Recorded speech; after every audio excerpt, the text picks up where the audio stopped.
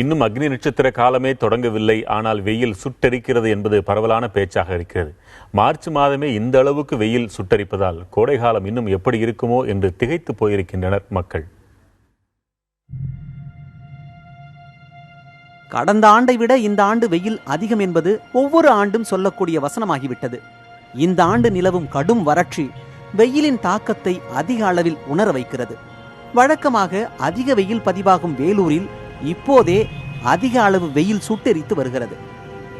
CMC ஹாஸ்பிட்டலுக்கு வந்தேன், காலையிலே வந்தேங்க, டெஸ்ட் எல்லாம் முடிச்சிட்டேன். இப்போ வெயிலே போகலாம் கூட போக முடியல, நிறையா வெயிலாக இருக்குது.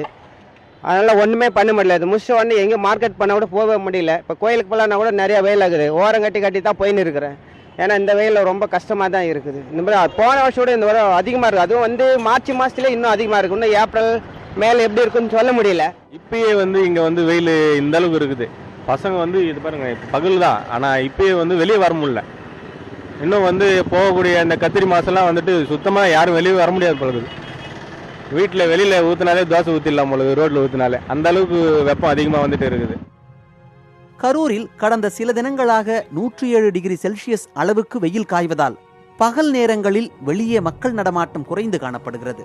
இதேபோல சென்னை, தேனி, கிருஷ்ணகிரி உள்ளிட்ட பல்வேறு இடங்களிலும் வெயிலின் தாக்கம் அதிக அளவில் உணரப்படுகிறது. இதனால் தர்பூசணி, கிருணி என தாகம் தணிக்கும் பழங்களுக்கான வரவேற்பு அதிகரித்திருக்கிறது. அதே நேரத்தில் வெயில் காலத்தில் வரும் நோய்களில் இருந்து காத்துக்கொள்ள வேண்டியது அவசியம் என்று எச்சரிக்கிறார்கள் மருத்துவர்கள். நோய்கள்னு குறிப்பிட்டு சொல்லும்போது எப்படி குளிர்காலத்தில் சளி, இருமல் அதிகமாக இருக்குமோ அது மாதிரி இந்த வெயில் காலத்தில் என்ன இருக்குன்னு பார்த்தா வயிற்றுப்போக்கும் வேர்க்குருவும் தான். வயிற்றுப்போக்குலேருந்து நம்ம எப்படி குழந்தைங்களை காப்பாற்றினா, முடிஞ்ச வரைக்கும் வெளியில் போய் தண்ணி குடிக்கிறத அவாய்ட் பண்ணணும், வெளியே ஹோட்டலில் சாப்பிட்றத அவாய்ட் பண்ணணும், எங்கே போனாலும் தண்ணி கையில் கொடுத்துக்கணும், நம்ம வீட்டு தண்ணியை குடிக்கணும்னு பார்த்துக்கிட்டாவே பெரிய பிரச்சனையிலேருந்து தப்பிச்சுக்கலாம்.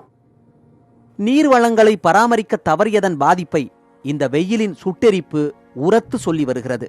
புதிய தலைமுறைக்காக செய்தியாளர் குழு.